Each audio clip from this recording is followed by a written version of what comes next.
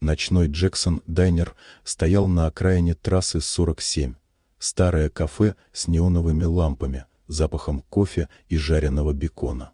Время близилось к полуночи. За стойкой сидели дальнобойщики, студенты и пара байкеров, возвращавшихся с ралли.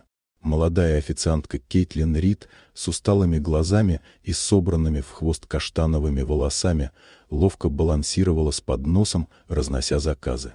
Она привыкла к тяжелым сменам, к флирту, к грубым словам, но этой ночью воздух был другим. В дальнем углу сидел мужчина, которого она раньше не видела. Крепкий, с коротко стриженными волосами, на шее цепь, на руках татуировки. Его звали Джейс Мортон, и он уже полчаса раздраженно стучал бутылкой по столу. Когда Кейтлин подошла, чтобы забрать пустые тарелки, он резко схватил ее за запястье. «Эй, красавица!» — усмехнулся он. «Сколько будет стоить личное обслуживание?» Она попыталась вырваться, но его хватка усилилась. Смех его дружков из соседнего стола заглушил музыку из старого автомата. «Отпусти», — сказала она тихо.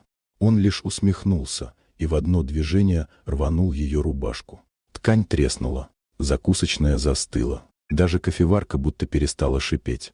Кейтлин стояла, прижимая остатки формы к груди. Ее дыхание сбилось, глаза наполнились слезами. Джейс громко рассмеялся.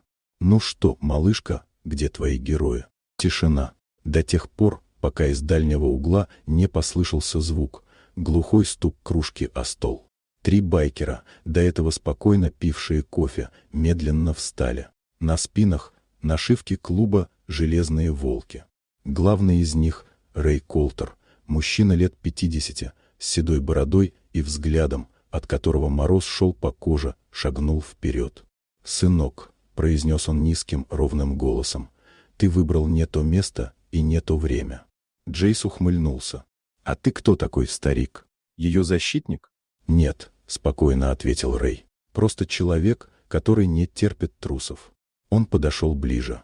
Остальные посетители инстинктивно отодвинули стулья. «Извинись», — сказал байкер. «Да пошел ты», — начал Джейс, но не успел договорить.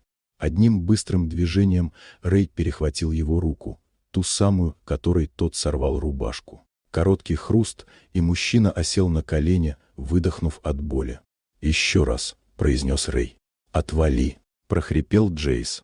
Удар кулаком, короткий, точный, без злобы, но с силой. Джейс согнулся пополам, воздух вышел из легких. «Еще раз». Он поднял глаза, увидел Кейтлин, и в первый раз в его взгляде мелькнул страх. «Прости». Громче. «Прости», — выкрикнул он, задыхаясь. Рэй кивнул. «Вот так. Учись уважению». В этот момент в дверь вошел помощник шерифа. Он осмотрел сцену. Джейс на полу, байкеры стоят спокойно. «Все под контролем?» — спросил он устало. «В порядке», — ответил Рэй, не оборачиваясь. «Просто провели воспитательную беседу». Шериф узнал обидчика, тот уже не раз попадался за хулиганство.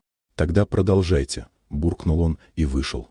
Смех и аплодисменты раздались по закусочной. Кейтлин стояла посреди зала, укутанная в пиджак одного из дальнобойщиков, и впервые за вечер улыбалась. Рэй лишь вернулся к своему месту, снова взял кружку.